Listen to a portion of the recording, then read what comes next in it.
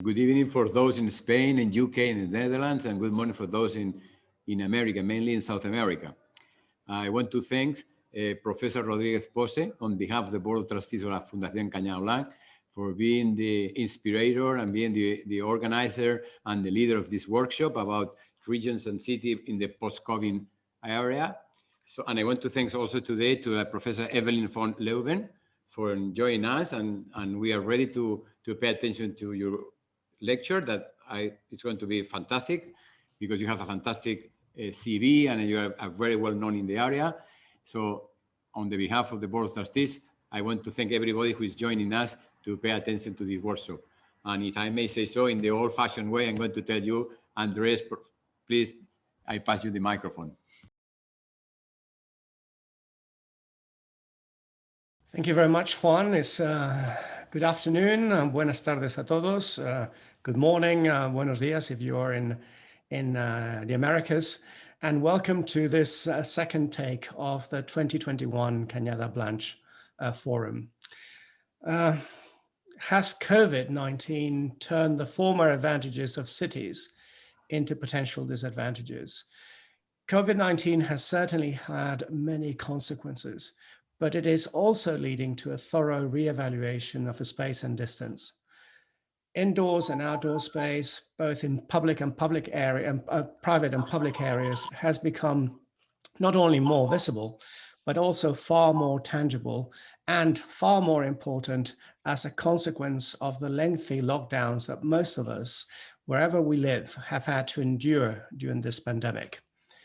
The shift to many online meetings like this one, unfortunately, hopefully would be in person, to online shopping, online exercising, online music making, and the many other things that we do online these days, is heralding the death of distance and making the former advantages of cities turn into potential disadvantages. This has led in many countries to increased urban-rural migration flows and to a thorough reorientation of location choices of companies. In fact, what we have seen has been, in many instances, a flight of people from cities into smaller towns, rural areas, more accessible countrysides. But the question is whether COVID-19, this COVID-19 pandemic, is now bringing the rural into the urban and the urban into the rural, or is that not the case? Are we going to see a return to normality after we're all vaccinated and we can lead more or less normal lives? And in order to discuss these questions this afternoon, this morning in the Americas, we are privileged to have Eveline van Leeuwen with us to discuss these themes. Eveline is the scientific director of the Amsterdam Institute for Advanced Metropolitan Solutions, also known as AMS. AMS is a public-private institute founded in 2014 by Wageningen University and the Delft University of Technology, together with the Massachusetts Institute of Technology, better known as MIT. Eveline also holds a chair of urban economics at Wageningen University and is the vice president of an organization that is very dear to me, which is the European Regional Science Association, the largest association in the world in terms of the study of regions and cities. She is also a member of the OECD Expert Advisory Committee on Rural Innovation and of the scientific group on population decline of the Dutch Ministry of International Affairs and of the International Advisory Board of the Amsterdam Economic Board. She was, before becoming a member of all these committees and moving to Wageningen and being director of Amsterdam, she was for quite some time a professor at the Free University of Amsterdam. So without further ado, I'm going to pass the floor to Eveline, but you have to remember that this time the format, for those that followed last week's presentation by Richard Florida, the format is somewhat different from that of last week. Eveline will give a presentation which will be followed by questions posted on the chat by the participants or questions by myself. And please remember that you can post your questions to Eveline van Leeuwen in the Zoom chat anytime during her presentation and during the forum. So without further ado, Eveline, the floor is yours. Thank you very much, Andres. Thank you for your kind introduction and also, of course, for the invitation to present my ideas and my thoughts here. And I really look forward to a good discussion. And for that reason, I will share my screen. I assume it works if I don't get any complaints. And I would like to start my presentation about bringing some rural into the urban and vice versa. And unless you asked, will we return to normal or not? And actually, I hope we won't return to normal, but I hope that we can benefit from synergies between urban and rural areas and take advantage of the strengths of both and go actually in a new direction. So in this presentation, I first would like to start with urban and rural areas and a bit the differences. I always feel that's necessary if you have an international audience. Then I want to talk about impact of COVID, the consequences, and how to build back better. Like I said first, connotations are very important. So when I talk as a Dutch person about urban areas or rural areas, I have something very different in mind compared to someone from Spain, the UK, Brazil, or the United States. And even though I don't pretend that I can create an equal level playing field, if you want, it's good to realize that when I think of a city, this is Utrecht in the Netherlands, it's very different from a city in Japan, for example, or a city in Spain, or a city in a more developing part of the country. And when we think about rural areas, we could think of a countryside like this, but also a countryside like this, rural areas that focus on agricultural production, or a lovely romantic countryside in the UK. And so we have different pictures in our mind, and it's good to realize that. And here, if I share some information about how the differences are in Europe, for example, and here you see a figure from Eurostat. It's on the year 2017, so before the coronavirus. And it shows the unemployment levels in cities, the blue dots, towns and suburbs, the yellow or orange dots, and green dots, rural areas.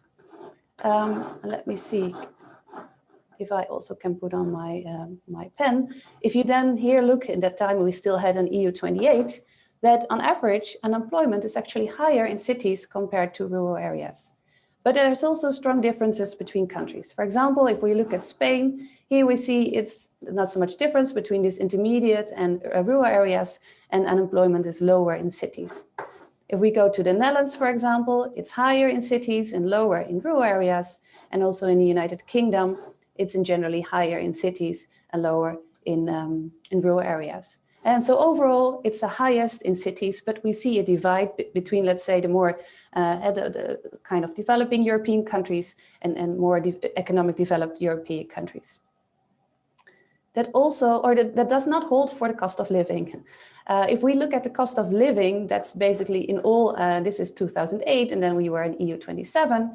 On average, the cost of living is the highest in cities, and that's the case in most countries of the European Union. There are some exceptions like Bulgaria and Romania, but in most places, even if you control for or if you take into account higher wages in cities, still the price of living, the cost of living is higher than in rural areas. And so this is also the rate of people that are at housing cost overburden. And it also stresses something about how costly it is also to live in cities, but also people are of course willing to live in cities. And then if you combine these things, and of course much more, you also get the risk of poverty. And this is again 2017. And then you see that overall the risk of poverty is a little bit higher on average for the EU 28 in rural areas. And it's a bit lower in cities, you could say. The differences are small. And here you see also big differences between countries. So Bulgaria, it's really risk of poverty is in rural areas. In Spain also, it's more in the rural areas. In Romania, it's definitely in the rural areas. And if you then look at the Netherlands, it's more in the cities. and also in the United Kingdom and Austria, at these kind of countries, the risk of poverty is the highest in cities. And it's good to take that into account, and that there are these differences, but also we often have connotations of, for example, higher unemployment in rural areas, which in many countries is not the case. So if we would bring some of the rural into the urban, what would be the kind of have strong points of urban areas and rural areas that we could think of? And first of all, if we think of the benefits of cities, and in particular, if you talk to economists, it's really about agglomeration advantages. I did a kind of survey a couple of years ago when I also was invited to give a lecture at the URSA conference.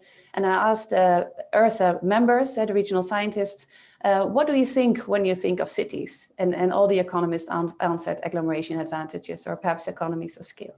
And those are these kind of advantages that you have because there are a lot of people and companies nearby each other, there's little distance, and there's a lot of interaction, and you can benefit from joint infrastructure, from joint knowledge and joint ideas. Also, what's very important for cities is the health and education services. And here you also see a big difference between countries, more developing and less developing countries, in particular in the global south, for example. People in cities are much healthier and much more educated because of these services are offered in the cities and far less so in the rural areas. If you again look then at more at Europe, then we see that, for example, in the Netherlands and the UK, actually, because these qualities or the health and education services are also present in the rural areas, the health tends to be lower of people living in cities because of the negative effects of, for example, air pollution and lower environmental quality. But in general, cities have great health and education services. Of course, there's a big consumer market and a thick labor market, and that is both favorable for the ones living there, for the companies and that are present there as well. And I think also in general, there is a large institutional capacity. So if you think, and of course there are, let's say, more and successful and less successful cities, but if you have a larger population, and you have stronger institutions, you have more capacity to think about strategy, to implement strategy, and to find also actors and collaborators on your journey. If we then look at the benefits of rural areas, and the funny thing is I don't think there's even really a term for it in economics, but you could think of the advantages of space. And of course, having space for economic activities that need space, for certain infrastructures, but also space for living is really an advantage of rural areas. Larger houses, larger gardens, for example, but also a space for all kinds of activities. And that also closely relates to ecosystem services, a very important activity in rural areas. Think of ecosystem services as purification of air, purification of water, but also flood prevention space. Think of biodiversity, production of food, for example, and green space and so on, that are very important services that are very important for everyone living on our planet, and not the least people living in cities. Well, then also, of course, the food and energy production itself that are strong benefits of rural areas and that we need. And most of the energy is produced in rural areas, while I think only 30% of the energy is used by rural areas. So it's also a favor, or it's something that rural areas share with the urban areas. And if I talked in cities about institutional capacity, perhaps you could talk about community capacity in several rural areas and rural settlements, and where people have long histories living with each other. They are used to organize things themselves, and also they have in general more experience with cooperations. For example, think of agricultural cooperations where you share tools, where you share machines, for example, to work on the land, but also increasingly these kind of health cooperations or energy cooperations that usually last longer and are more stable in rural areas. So I think there are a lot of things of the rural that we could bring into the urban, but also vice versa, of course. And then, unfortunately, let's say almost 1.5 years ago, it happened. The reason why also we have these lectures is that we were hit by the COVID-19 pandemic. And I think we still know surprisingly little on how the virus spreads exactly at a micro level, but also at a more meso level, if you want. Between cities and regions and so on. And of course, it started with some random clusters based on path dependency. We saw a cluster in the north of Italy, for example. In the Netherlands, we had a cluster in the south of the Netherlands. And there was a very simple reason for it, because the north of the Netherlands had their spring holiday a week earlier, and the south of the Netherlands a week later. And that was exactly the week it started in Italy. Those people went skiing in the north of Italy and Austria and so on, took the virus back home. And on top of that, there was a carnival week, which they don't celebrate in the north of the Netherlands, but more in the south of the Netherlands, because that's the Catholic part of a country. And they had carnival and it exploded.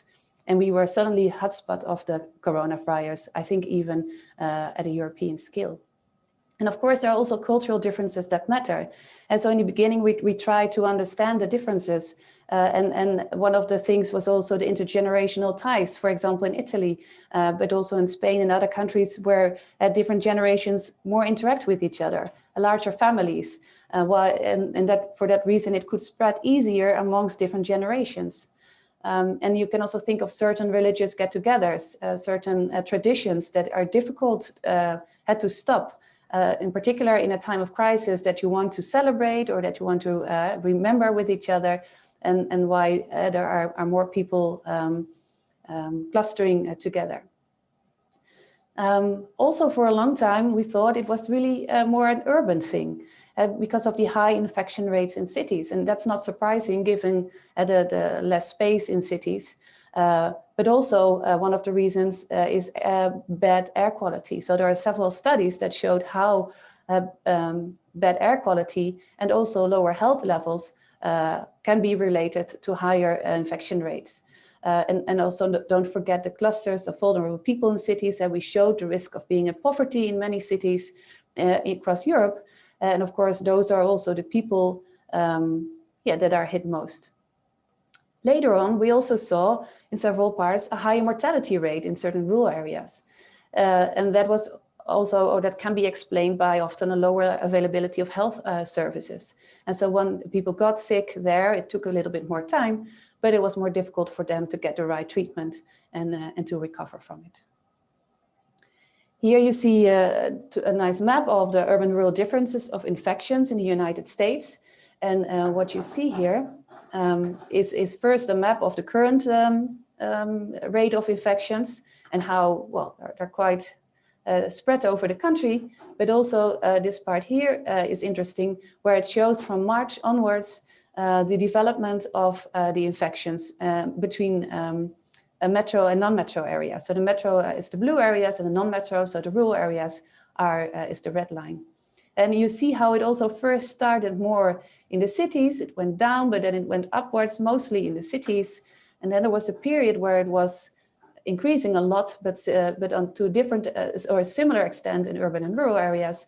And here you again see a spike in the urban areas, and here a spike in the urban areas as well. And so at the scale of the United States, you see relatively more infections, you could say, in the urban areas. They also show the total deaths. And again, you see a map and a spread over the different states in the United States. And here you see also how it developed since from March onwards. And here you also see that it also started with a big spike of deaths in the cities. So it was really a big shock to a few very big cities in the United States. But here, while the infections were similar in this time period, you see that now here there is the death rates are higher in rural areas compared to the urban areas. And here there's also a big spike in the rural areas, and here again spikes in the rural areas, while actually the infection rate was higher in the urban areas. And so there's also a difference between infections and actual death of people.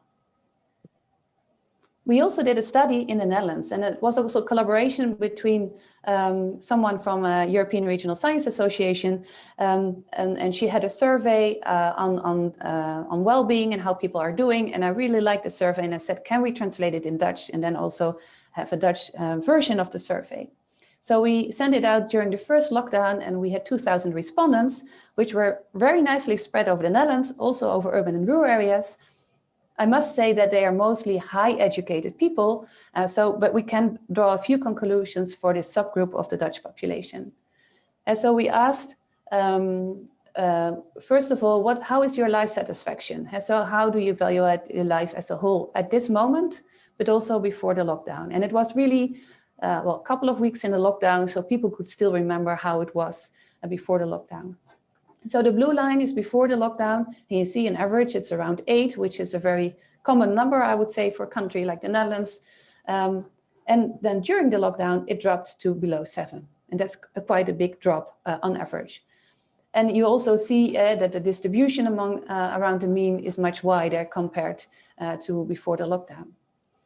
We also looked to what extent there is a difference between urban and rural, because that was also my main interest. So we asked the zip code of the people, and we could allocate 5 categories of urbanity. So ranging from very urban to rural or very rural. And so what you see is that before the lockdown, there are very little differences. And also I could not find a significant difference between the means. But during the lockdown, even though I wouldn't say that the difference is very large, so in the cities, it's around 6.6, while in rural areas, it's over 7, but it's significantly different.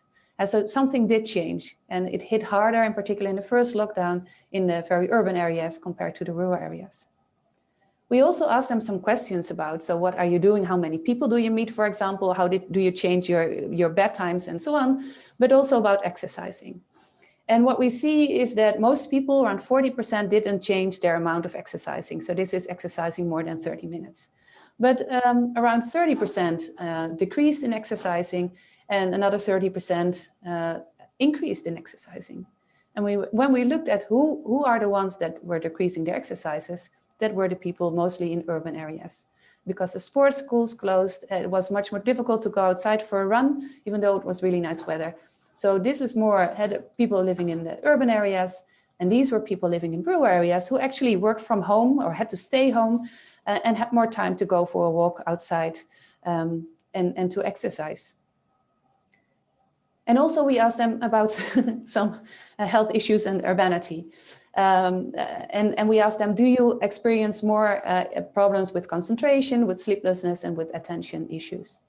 And here also what we see, even though there is some additional lines added to the figure now, but what you see is that in the very urban, people have much more problems with concentration, also with sleeplessness and attention issues compared to the rural areas, and also you see a declining line, and this is also significantly different. And so we can explain these differences in well-being also by the inability to go outside and the inability to exercise, and also resulting in more problems with health. And like I said, these are all quite high educated people with a good income, and the ones that are in the better positions, I would say. And of course, there are not only urban-rural differences, but there are also clearly neighborhood differences. And if you look at a city, you see these places where there's more space, there is green, houses are bigger, but you also have these neighborhoods with smaller apartments or with apartments where large families live and where you have household overcrowding. Areas where you have poverty and also where people live that had to go out for work, or otherwise they would lose their job, they had to use public transport, and were much more prone to get infected and also to spread it to the rest of their family. And you really see there the issue with a lack of inside and outside space. I think of green areas and the quality of housing. We also did a study for Amsterdam, and here you see a similar map as you see at the back of me. And this is a social distancing dashboard. And what they did here is they looked at all kinds of streets in neighborhoods. They looked at the pavement, at the pedestrian areas, at the roads, and they calculated if it's actually possible to keep distance and to keep social distance in these different areas. And here you also see a map of how it differs for different neighborhoods. And so here, and for the ones who have been in Amsterdam, but in any case, here is the Central Station. Here is the AMS Institute where we are located.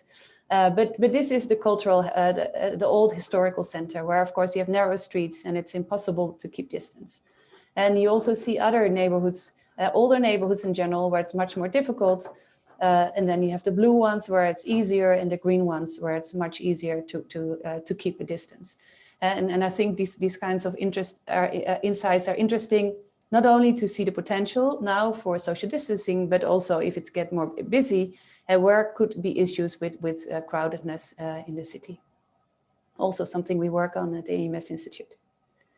And so I think all this brought together a revaluation of space and revaluation of distance. Space inside houses, inside offices, space outside in the cities, but also revaluation of space in recreation areas and nature areas in the region and further away. And also a revaluation of distance. And this notion of buy local, but also had a clear disruptions we saw in a global value change, had the lack of certain materials, the lack of certain inputs that factories needed, but also in some places even the risk of a lack of food. And so this distance and the global network suddenly became very tangible and very obvious and clear. And so I think that also resulted in several consequences. And if we start first with the economic consequences, and here I must also admit, I speak from my experience mostly from the Netherlands because I haven't been traveling a lot lately. But I think what I read in newspapers, it was also taking place in other parts of Europe at least. To some extent, small is beautiful. We saw that small shops did very well, and not only supermarkets, but also bakeries and other specialized food stores, but also smaller clothing stores, for example, in the period that they were still allowed to be open, did much better than the big ones. People also were in favor of their local shops, but it was also possible to keep distance. And for example, if there are only 5 people allowed, it's quite easy to look inside, see if there are 5 people and wait outside. And we also saw that small offices could still be used. So the big ones were closed almost immediately and haven't reopened still. But smaller offices, as long as you don't need to use an elevator or you can use the stairs, let's say up till 5 floors, for a long time, these could still be used. And you didn't have those many common areas that you had to cross other people. And so that was an advantage suddenly. And like I said, also, I think the revaluation of space in many ways. Think of urban versus rural tourism. Amsterdam is heavily dependent, like many cities in Spain, of course, heavily dependent on tourism, and that completely dried out. And even for people, Dutch tourists, they didn't go to Amsterdam. Actually, it was also, I wouldn't say prohibited, but they said that people were warned not to go to the cities also for tourism reasons. But the hotels were empty in the bigger cities in the Netherlands, while they were full in the smaller towns, and also other ways of tourism like camping and hiring cottages and so on. They did very well overall in 2020. And I would also say there's a rediscovery of the region by businesses and firms, for example. I think of, we have some big financial companies in the Netherlands, and they already said they're hesitant to keep their big building at the South Axis or our financial district, and actually to open smaller offices in the region because they see people moving to the region, and they say, we actually appreciate also people working from home. We want to have locations where we can have meetings, where we can meet each other, where we can interact, co-working spaces, but we don't need to have these big offices anymore. And so a rediscovery of the region, not only by residents, by households, but also by companies and firms. Of course, there are also clear social consequences. And a very important one, of course, is the increasing inequality. And we already saw large inequalities, in particular in urban areas and in many places, and that increased, I think most parts of Europe and most parts of the world. Those who were not cannot rely on stable income, on permanent work, for example. They are the ones that lose their job first, that were not able to go to work and lost their income or had to take a lot of risk to go to the work. And also what we see is an increasing inequality of welfare, and in particular welfare accumulation amongst the richest ones. And also, well, let's say the 30-20% of rich people who often are knowledge workers, have a good job, could still do their job and didn't have time or the opportunity to spend their money, and now accumulated a lot of wealth, resulting in even more inequalities. I also see that there are more health inequalities, like in particular the vulnerable people are hit by the coronavirus, but also people that are in need of treatments, and they cannot go to the hospital for a lot of treatments at the moment. They are hit hard, and also people that are already in stress and isolation, for example, also see lower health levels. And finally, a very, very important one is also the increased inequality in terms of education. So differences between countries, of course. In some countries, it's easier to, everywhere the schools were closed, but in some countries, it's easier to have online teaching than in other countries. And even in a country like the Netherlands, where we went to, in particular in the second lockdown, everywhere to online education, also the primary schools. But not everyone has a computer or several computers or good internet, or the silent or the environment that children need to learn, a room for their own, or at least a silent corner for their own, and also the help that parents can provide. And so there's a lot of inequalities in education, in particular also amongst the young children, but also the issues with the middle schools and universities.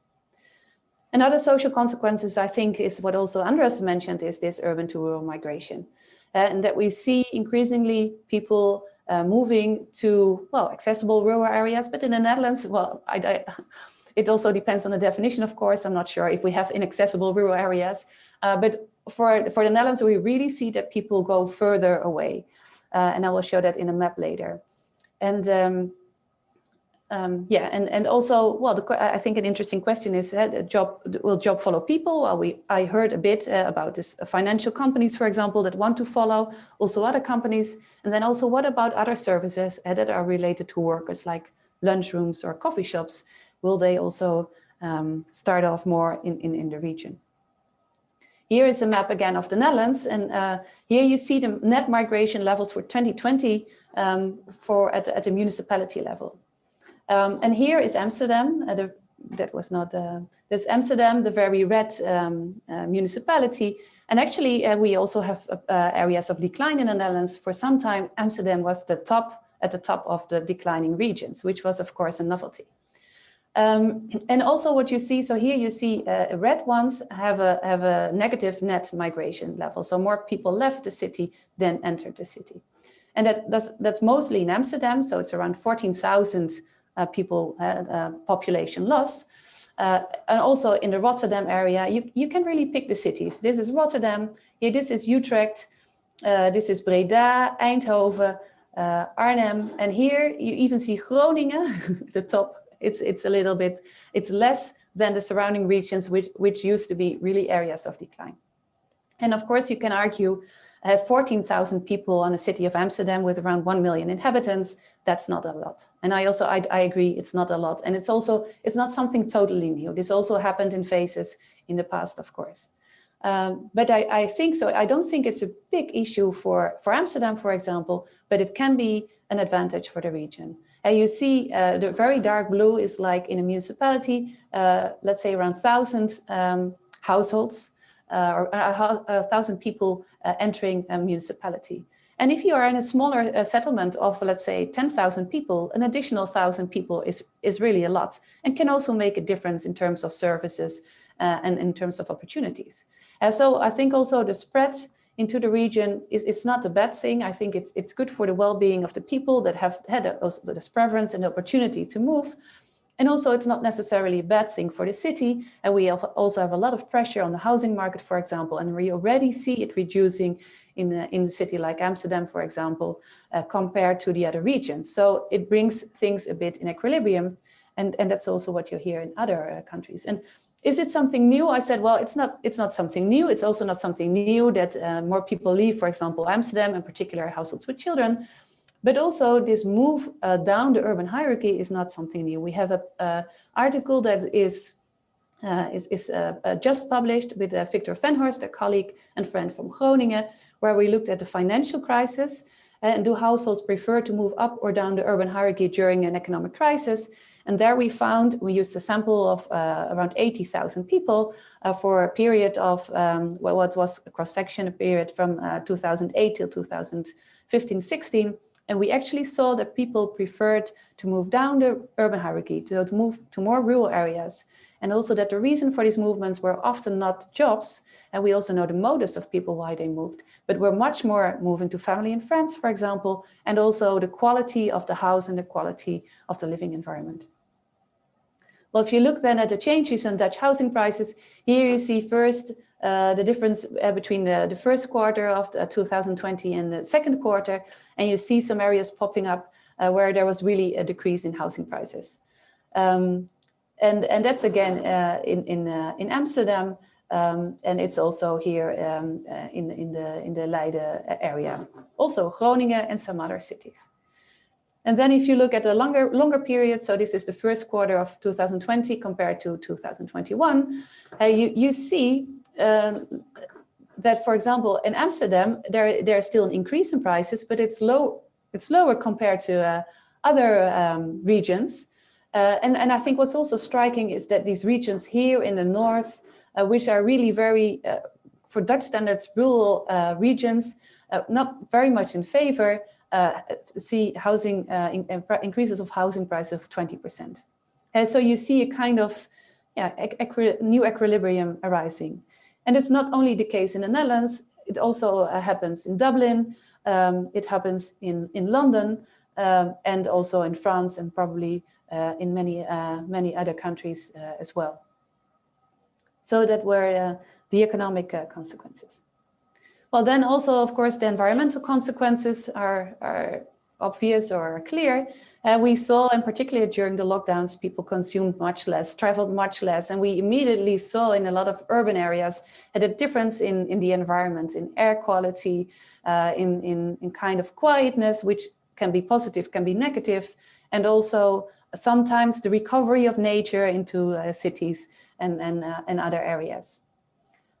We also noticed a revaluation of green and nature areas, and also during the lockdown, of course, there weren't a lot of things you could do, but people really went to the sea, they really went to nature areas, and they even had to be closed because of the high number of visitors. And still today, we are in a kind of partial lockdown today, but also in the period where we unfortunately didn't have a lockdown, so we quite quickly entered into the second lockdown. But in any case, people enjoy cycling, walking, going into nature areas and green areas, both inside the city, by the way, and also outside the city.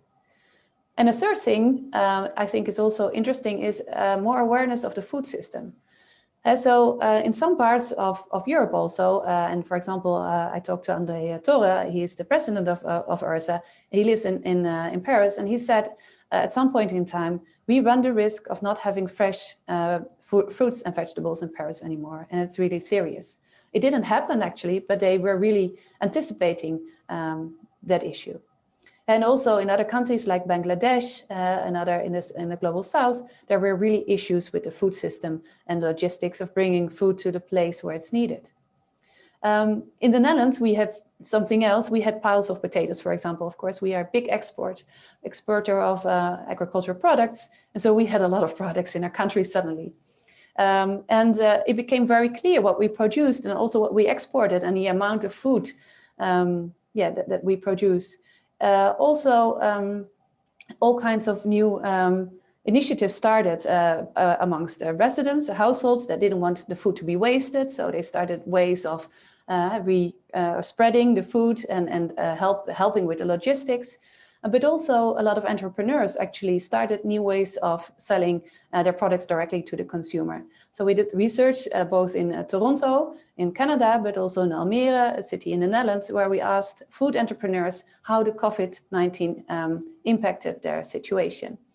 And there actually were all quite, or not all, but most of them were really positive. Of course, we still needed food, and we also saw in the Netherlands and in many other countries more expenditures on food. But also they had to change their businesses into more online and more local sales of their products. But also because of the households and the consumer were also up to local food and saw this issue. They really had developed new schemes of selling food directly, new interactions with urban consumers. And so I think that also has brought a lot of new innovations in the food sector, also at the more local scales. And finally, I think that also relates to a higher appreciation of local food. And all the restaurants were closed, and people still wanted to enjoy food. So people spend a lot more money on food bought from supermarket or local stores. And they also start experimenting much more with cooking their own food and paying more also for a good wine or good meat or good vegetables. And so this both the appreciation of local food from the consumers and also new business models of the producers. And so if we then go to building back better, that's what we want. We want to invest. We see a lot of initiatives from the European Union, at the national level, excuse me, also at the urban level, that there will be lots of investments. We need to invest in our society, but we want to do that in a better way. We want to do that in a sustainable, smart, and inclusive, just, fair way. And well, I have close collaborations with the City of Amsterdam, for example, and they really want to, they see the COVID-19 also as a reset, as a reflection time, but also as a reset and to do things differently. And so they really ask us, how can we build back better? How can we do these investments in such a way that it benefits transitions that we already, the challenges we already faced also before Corona, the energy transition, circularity transition, climate change, but that didn't seem so urgent. We were just running our life basically, but now we have to think, we have a reset. So how can we invest in these challenges and these transitions and do it in such a way that it also benefits the well-being and jobs and so on of our city? And so we have discussions, and we are also setting up a framework and are invited by the municipality to set up a monitor to evaluate sustainable recovery. And so we said, okay, we need to talk about key performance indicators. What is it that we want as a city, in this case, as a country? What is it that is important? And is that GDP? Is that economic output? Or is that well-being? Is that jobs and household income? Is that the efficient use of materials and the reuse and recycling and so on, and the circularity? What about thriving ecosystems? If we want to have a healthy world, we need to have healthy ecosystems. And of course, the climate change. What are kind of key performance indicators can we set up for that? And if we agree to some extent on these key performance indicators, and that's why I also think that cities really have great potential for building back better, because it's, of course, you can do these kind of things at the national level, but it's difficult, but it can be easier to do it at an urban level where you have specific sectors, you have specific circumstances, you have specific opportunities, and you can say, okay, if we go for well-being in our city, this is what we need. If we go for jobs and household income and a thriving ecosystem, this is what we can do with the access we have, with the physical circumstances we have. And so if we can agree on these kind of key performance indicators, what would be then the relevant indicators? And how can we measure it? We measure a lot of things, but we are not very good at measuring what matters really, like well-being, like the quality of jobs, like material reuse, or how can we measure if we don't use something anymore? How we change materials that we can use for longer, but how can we use that monitor that in an adequate way? And then also not only measure it, but also monitor it, follow it over time, so we can evaluate the interventions, the investments we do, and also steer them in the right direction. And so secondly, so how could we then also bring more the rural into the urban? I think what we saw, that the importance of quality of life and living environments, and also this more regional and climate challenges we face, I think first of all by improving living quality in our cities. If we look also in the Netherlands, but in many other countries, overall well-being and health levels are lower in cities. And that's of course also because of sorting, because more poor people live in cities and move also to cities when they can afford it, but it's also because of the quality of the living environment. And when you look at broader welfare, so you take into account quality of living, well-being, but also economic opportunities, environmental quality and things like that, what is, at least in the Netherlands, why cities score so low is because of the quality of the neighborhood, of the living environment. And for that, I think greenification, if we want to build back better, greenification is a great opportunity, and I'll go a bit deeper into that in a bit. And furthermore, I think we should improve city-region interactions. As cities are embedded in regions, and if we want to have urban-rural interactions and urban-rural synergies, and then city-region interactions are beneficial for both. So think of circularity in the food system, in construction, but also think of mobility, and work follows people. How can we facilitate that? And the access to infrastructure like internet, energy system, and also perhaps ecosystem services. So to go a little bit deeper into these topics, greenification of the city is really important. And it's something we also already knew before the lockdowns. We know that green is very important for the environmental quality. So for quality of air, for example, air quality. Also for the urban heat island effect, to lower the temperature in our cities. For rain, for floods from rain, for example, to capture the water, and so that it also doesn't disappear out of our cities. We also know it's very important for our health. It reduces stress. If you look at a green wall, it reduces your stress. But if you look also at plants and trees and so on, where you have the nice structures of the leaves, that also gives a kind of stress reduction to our brains and to our body, which is very good for our health, obviously. And it usually invites, if it's well maintained, the green area, to go outside, to meet other people and to interact. And thirdly, also there are also economic values to green in terms of how it attracts businesses, how it creates a good working environment, and how it attracts also particular workers that you would like to have in your city. So the greenification of city is very important. How can we do that? Well, we can do, of course, by having a space for cars, by using rooftops and facades, by combining perhaps even solar panels with green roofs. We are looking into that in the AMS Institute as well. But also you can use water infrastructure for biodiversity reasons. And I had a third one, but I forgot about it. Other topic, city region food systems. Food systems are very important. We cannot do without food, of course, but also it has a big impact on our environment and our climate. And food is responsible, or the production of food is responsible for a lot of CO2 emissions, water use, and the degradation of land. At the same time, we also lose around 30% of the food before it enters on the plate of the consumer. So throughout the whole process, production process, packaging process, logistics, and so on, we lose around 30%. So there is a lot to win by optimizing the logistics, by also changing the behavior of the consumers, and also to some extent to have it more local, to have city region food systems. I'm not advocating that we only need to have local food systems. I think we need to have a combination of global and let's say national and local food systems, but we need all of them. And you can think of ways how producers, farmers can produce for a specific city, take into account a specific demand, specific logistic opportunities and accessibility of the city, how producers can produce with the city, so have these interaction interacting with the consumers to know their preferences, but also to have opportunities for reverse logistics, for example. So think of packaging, think of waste streams that can be reversed and can be reused and be optimized.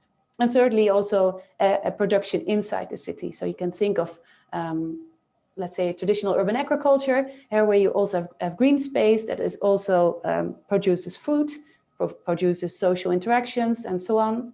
But also you can think of more vertical farming or indoor farming, high technological ways of farming, which demand much less water, much less pesticides, for example. They do demand a lot of energy, but if you can integrate them into the energy network of the city and can use them as a kind of buffer in the whole city ecosystem, then that might also be a way to create food in the city.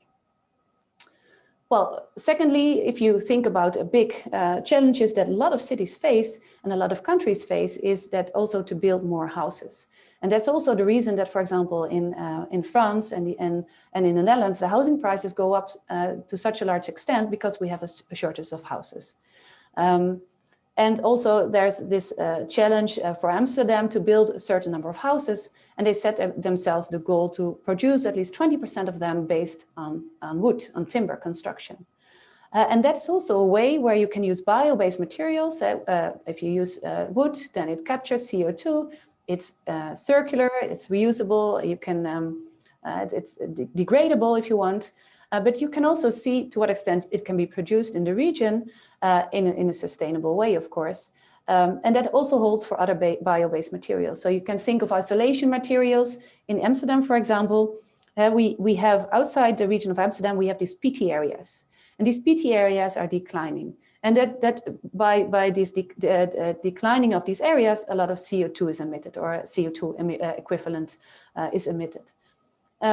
Also, we cannot use that areas because you need very high water levels, otherwise it declines even more. And so there is an opportunity to grow certain crops and certain plants that favor high water levels, and that can also be used for isolation, for example, and for the construction of other bio-based materials that can be used in construction. And in such a way, you really create benefits for the region, lower CO2 emissions, you can produce a product that can be sold, and you have bio-based construction in the city of Amsterdam. So that are really clever innovations and ways to have urban-rural synergies. Well, I think finally also the resilient regional infrastructures are really important if you want to have benefits between urban and rural areas. That holds for mobility. Also now, if we have new ways of working, I think we have to rethink our infrastructures. So don't only design highways and so on for peak levels. That holds, by the way, for highways, it also holds for our energy system. Can we, by changing behavior and by other adjustments, use our infrastructures and design them in such a way it's not only based on the peak levels, but it's more spread and it's more resilient as such. Well, to finalize my lecture, how can we do that? And I think really now is the time to change. First, I think it's really important. We need to go from linear to circular, from one size fits all to tailor-made solutions. And we need to dare to develop new KPIs, key performance indicators, and find local solutions to achieve them. And what is it what really matters, in particular for governments? And so we all have our own ambitions and goals, of course, from firms and households and governments. But for governments, what is their key performance indicator? What matters? And think of well-being and think of sustainability and so on. That's also where the government is for. And then foster collaboration between the triple and even the quadruple helix. So combine efforts from the government, from research academia, from private companies, from citizens, and unite and work together. And that's also something that can be done in a city, at a city scale, because you have similar goals, you have similar stakes, and you know where to find each other. Develop appropriate metrics and monitoring tools. I already elaborated on that. And I think also see economic development as a means, not as a goal in itself. See it as a means to have great jobs, to great income for households. But it's a means, it's not a goal. And I think that also holds for circularity, by the way. Circularity is also a means to reach more sustainable society. And I think it's also a good means, but it's not a goal in itself. Well, then bring some of the rural into the urban. So bring the nature-based solutions, greenification, regional food systems, bio-based construction methods. So benefit from experience, but also from what the ecosystems and the rural areas have to offer. And also improve urban-rural synergies.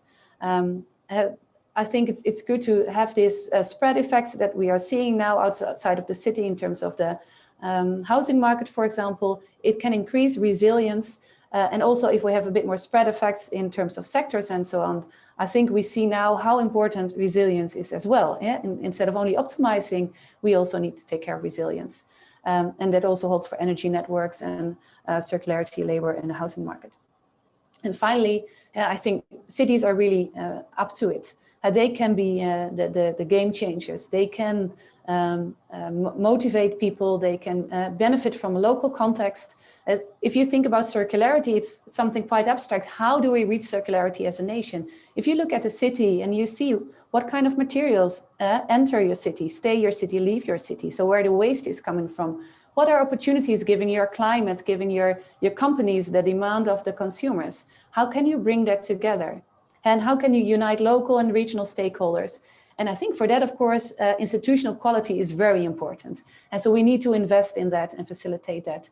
And also offer the cities the financial means for taking that role and giving them also this opportunity from a national level. But then I think they can really make a difference, and they can also lead the way into a more sustainable and inclusive and just society. And that was it. Thank you very much. Thank you very much, Eveline, for a very, very nice presentation with quite a lot of areas, quite a lot of angles that you wanted to develop there, and that you have managed to convince us that perhaps bringing the rural into the urban is important. Before I start making my questions, I want to remind everyone that you can post your questions to Eveline in the chat. And I'll be, once I start having questions, I'll be asking those questions, not asking directly, but I will ask you to unmute yourself and ask the questions directly to Eveline. But before we start with the questions from the chat, I'm going to use my privileges as, let's say, chairperson of this, in this session to ask quite a few questions to Eveline. And I want to be a devil's advocate, because you have done a very good and very nice and very clear overview of what can be done in cities. You have been, I would say, convincing in many ways in saying we need to bring the rural into the urban and make our cities more like small towns, like villages and rural areas. But we can only do that if we also manage to keep our small towns and cities and villages vibrant. What can we do? Because that's the part I found missing, in order to make sure that we bring the urban into the rural. Okay. How can we make our small towns attractive for people to remain there permanently? Yeah, that's a very good question. And that's also why I think that this urban to rural migration offers also opportunities, of course, for a lot of smaller towns and settlements, because at least in the Netherlands, we really see that they go quite far, actually. So we had the zone that people wouldn't migrate until Zwolle, but they go much further now, really into the remote rural areas of the Netherlands. But of course, people also need facilities and being able to work there. So I would say, in particular these days, the first important thing is internet, and you need to have access to good internet. And in the Netherlands, it's equally spread over the country, so therefore it's also easy to migrate to more rural areas, because you can still connect to your colleagues, even though that only holds for people that can work online, and that's clearly not everyone. Second thing that I think is really important also is have childcare. So provide childcare, because it are to a large extent, but not only households with children, that were already people that were favoring more rural areas over the city. But if you want them to move in really smaller settlements, I think childcare is also a very important service and facility. So I would say that are two very important things to attract and to keep also the people there. Thank you. And regarding that, of course, you are mentioning the Netherlands all the time, and you work in this, you're the scientific director of the Amsterdam Institute. And the good thing about the pool of the rural areas in the Netherlands, but of course, and you live in a rural area, But of course, the Netherlands is a very particular country from the perspective that even though you're in a rural area, you can commute to a big city and you can commute to your work, and within 20 minutes you're there because you have it's not just proximity, but you have an efficient transport system. So how can you generalize that, for example, to a country like Spain, where distances are far greater? And when you are in many rural areas, trying to get into one of the big cities, if you're trying to commute, is virtually or nigh to impossible. Would that apply also in countries like France, Spain, Portugal, Italy, where the distances are going to be far greater? Well, yeah, so that's why I also started with these connotations, also because I know that I have my own connotations. And I think I also referred a couple of times to the remote rural areas in the Netherlands, which are by no means as remote as they are in Spain, of course. And so I also see that there is a difference between these kind of communities. But still, you also see in countries also like Ireland, for example, where we also have really rural areas, also in the more rural areas of the UK, that people go there now, and that they start seeing opportunities there. And then again, in particular in those areas, I think internet is really important for education reasons, but also if you go there with your family and the children get a bit older, they want to connect to have friends from other parts of Spain, they need to have access to that as well. But indeed, for logistics reasons, I think having, so of course you have a hierarchy of cities. So you have very big cities, but you also have secondary cities. And so investing in these secondary cities as a kind of hubs, I think would be very useful as well. And that's basically, again, also how the Netherlands, we have a lot of secondary cities, but they have a very useful regional role. And so I can also imagine that in countries like Spain, that you can also invest in these secondary cities as a kind of hubs and have a kind of also facilities where people can meet and can work and have these kind of benefits that cities offer, this agglomeration advantage that they offer. You don't need to be a big city to have these advantages. You see in many, in Groningen, for example, you know very well, it's a small city, but it has clearly these agglomeration advantages that people also need. You're hitting the nail on the head, especially in a country like Spain, where many of these secondary cities of the size of León, 150,000, cities of the size of Burgos, for example, or Salamanca, they have played in the past a very important role, but they've been losing population in recent decades, and they are still nevertheless relatively neglected in terms of policy in many ways. But let me just go back to your first slides for a moment, which I thought were very enlightening. You had a lot of data for 2020, which is refreshing because it's something still very much ongoing as the period of the pandemic. And you highlighted that in the case of the Netherlands, there has been a reversal of roles, that there has been a movement of people from the big cities, from Amsterdam, from Rotterdam, from The Hague, from Utrecht, from even Groningen to the countryside, and that there was a decline also in house prices there. Many have heralded this as a new era in which the cities are probably going to lose that relevance, etc. But to what extent is this something that is going to be permanent, or is it just something temporary related to the immediacy of the pandemic, the difficulties of big cities to actually, or the difficulties of living through a lockdown and lengthy lockdowns in a big city? So are we going to see a reversal to normal already in 2022, or do you think there's going to be something that is going to remain? Well, I think there's something that's going to remain, but I wouldn't say it's the death of cities, or it's really that cities are going to decline to a large extent. So what we saw in Amsterdam, for example, was also something that was already taking place for quite a long time, in the sense that in particular households with young children were leaving the city much more than they were entering the city. And the people that were coming to the city were international knowledge workers, for example, immigrants, students, and so on. And they were also in particular the people that now cannot enter the city.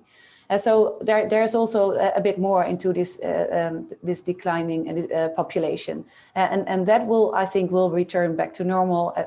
Well, there might be some delay, but I do think that for the region and probably also for secondary cities, I think that people rediscovered it. I think for a long time, of course, we lived our lives, and there is a kind of a mantra that everything is good in the cities, it's a bit boring in the countryside, and so on. And I think people also, you need to be busy and so on. And we were sat still, we suddenly experienced silence and a new way of living. And it wasn't always pleasant, but it also allowed us different experiences. And for people which already had these kind of preferences for, let's say, more rural areas, I think this was an opportunity to say, okay, let's go there. And so I think there is a kind of rediscovery of the region. And I probably also of these secondary cities where housing prices are lower, gardens are bigger, houses are bigger, because I do think we will still keep the preferences for a working room, for example. So we would like to have more space inside also if we are going to work more from home. But that is something that a lot of the region can offer very well. So I don't think there will be really decline in cities. I think there will be some decline. There might be a little less pressure on the housing market, which I think is a good thing. Hopefully also opportunities for the middle class to come back into the city again, the people that really do essential work that needs, for them it would be really great to live close to the place where they work and have to go to. So I see a lot of good things that could come out of this. Thank you very much. At this time, I would let people in from the chat, but we have a problem with the chat in which the first question that we have is coming from someone, but we cannot identify that someone because it's highlighted as communications from the Fundación Cañada Blanch. So I'm going to make the question, and if by any chance the person identifies him or herself, is that you, Annie, that asked that question? So please, Annie Tubajic, go ahead and ask the question directly. I didn't know that you have all these complications. So thanks very much, Eveline, for the very nice talk. And as much as you have been very convincing, as Andres said, I was wondering to what degree you would consider the opposite argument, that maybe there are elements from the rural that can also be useful to be introduced in the urban way of living in order maybe to make it more sustainable in general for next times, not to have to leave the cities. What are the elements that might be useful besides the making it more green? There might be some kind of, again, cultural elements, not in terms of the vibrancy and art, but elements of living, because cities are known for being places of loneliness anyway. So yeah, what might be other aspects of well, yeah, I think that's a good and also a difficult question. And indeed, we know there are differences also between urban and rural areas, because in general, people in rural areas tend to live longer on the same place. So there's less, how do you say, changes also in networks. And so therefore, these networks are often also stronger. And so people take care of each other. They also keep an eye on each other, which can be positive and negative, of course. But also in these times, people felt less loneliness because there are also more familiar strangers, for example.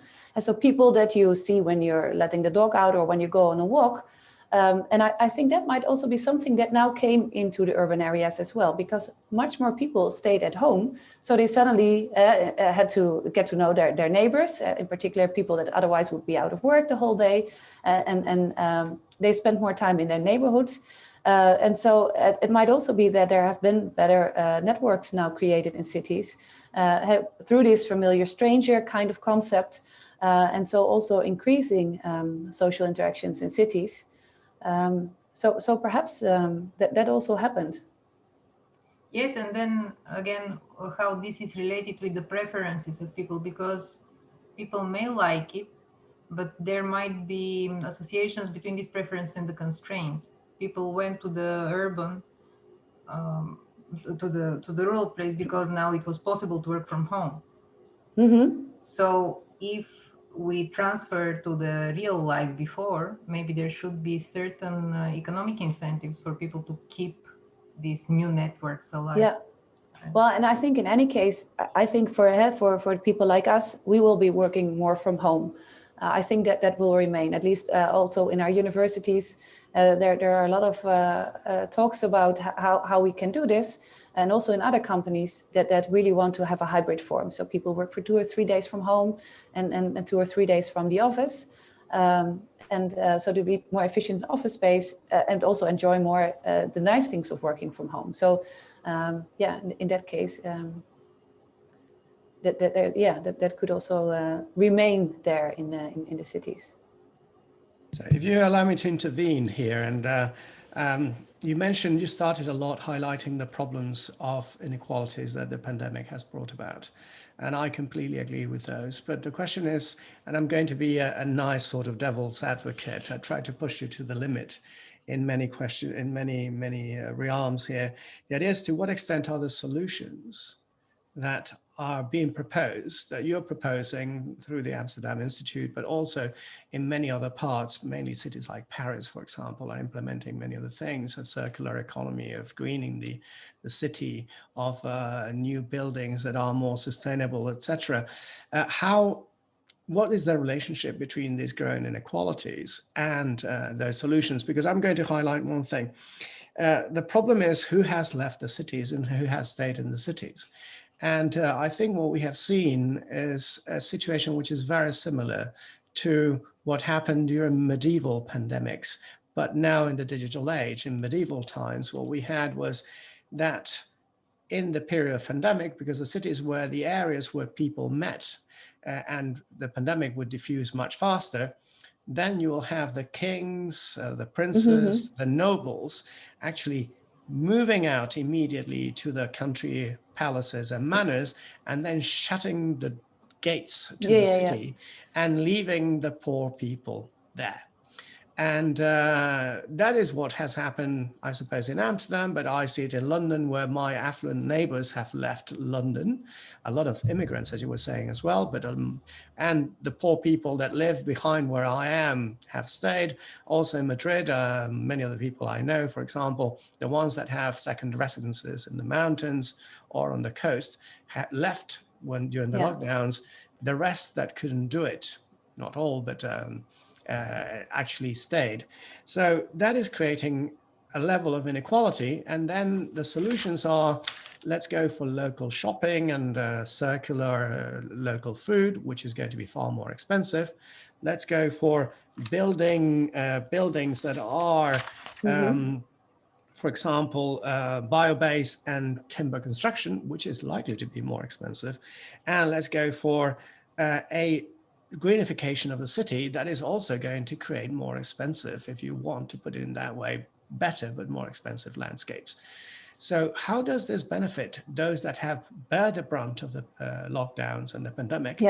And how are they going to react?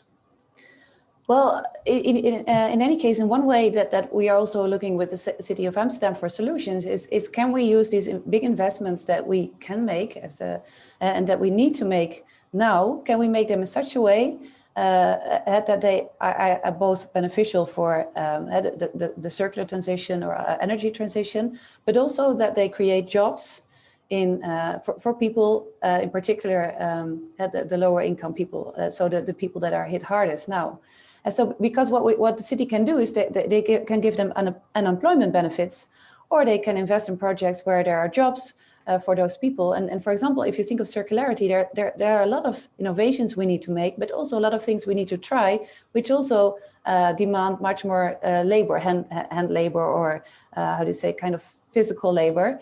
And so we also look for ways that we can combine these things.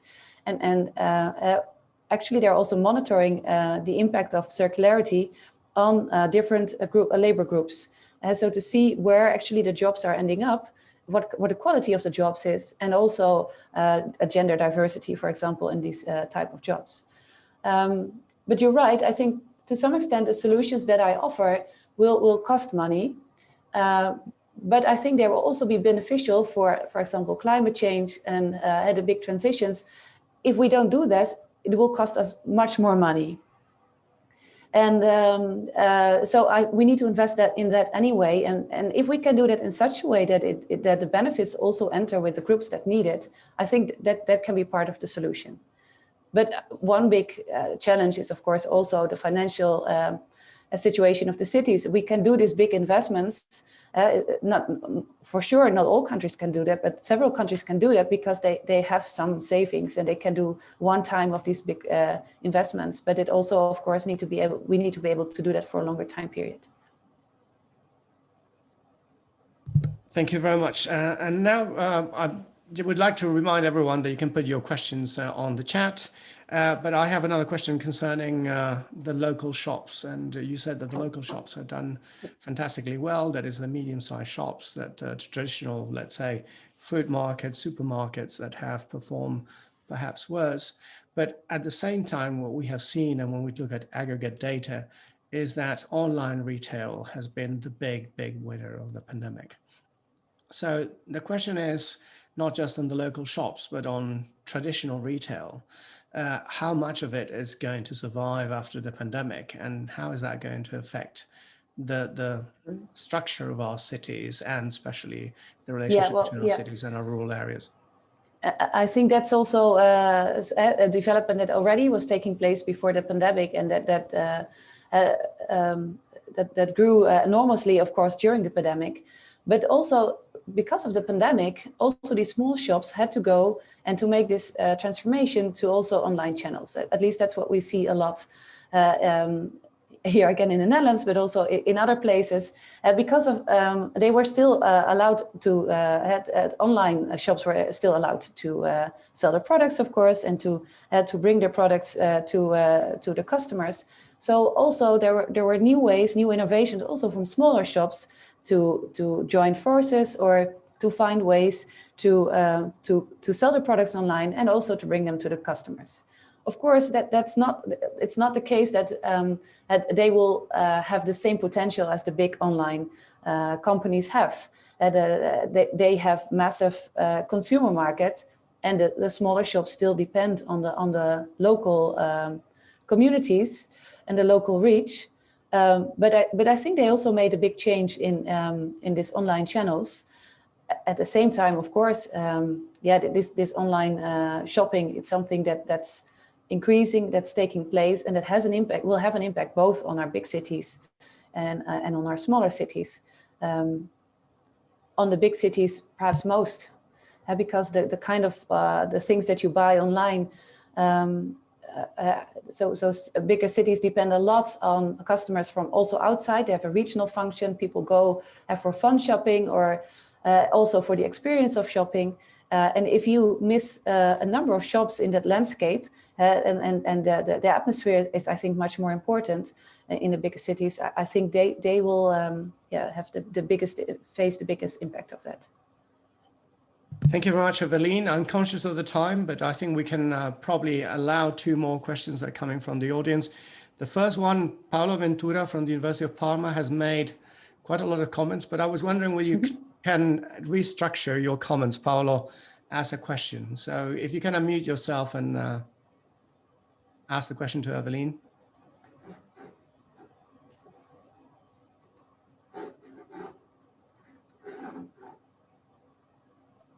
Andres, I think Paolo just left. Just left. Okay, so then we'll go to the last question, which is again from Annie Tubaji. So Annie, if you can ask your question. I was wondering whether you have looked at your institute on the questions of digital inequality, and do you plan to look at this? At the digital inequality? Yeah, during COVID. No, we have not looked at it, partly because that's an easy answer. No, we have not. That's not a good answer. No, we have not looked at inequality in that perspective. So we know there are inequalities, for example, in education. So people indeed have different opportunities for education online. So in terms of access to internet, in terms of access to computers and laptops, but also in space to work or to learn. And so we do see at the national level also that these inequalities are really there. But we haven't done any research on using surveys or other secondary data, or even from sensors on this situation. So, well, I think it's time to bring the seminar into a close. I would like to thank Eveline van Leeuwen for devoting this time with us to illustrate about the potential transformations that the cities are going to go as a result of the COVID-19 pandemic, how the interaction between cities and rural areas is going to change, and what are also the transformations, as you said in your presentation and discussion, that are going to take place in small towns and rural areas. So many, many thanks to you. Would like to give you a round of applause. It's a virtual round of applause. It's difficult to do it in this format, but we really appreciate your time and your contribution. And I would like to ask everyone in this session to then remind you that next Tuesday at the same time, we'll have the last presentation by Paolo Veneri from the OECD. Paolo, who will be adopting more of a regional perspective. So we're going from the city rural scale to the regional perspective, focusing at the differential impact of the pandemic across the whole of the OECD, and focusing specifically on aspects in which he has pioneered within the OECD, like, for example, the capacity of different people living in different places to telework, and that's how that's going to affect their lives in a world in which we are now working, conferencing, shopping, and doing things remotely. So thank you very much to all, and I look forward to seeing you next Tuesday. Thank you. Thank you very much, Andres. Thank you. Bye. Thank you. Thank you, Andres. Thank you, Eveline.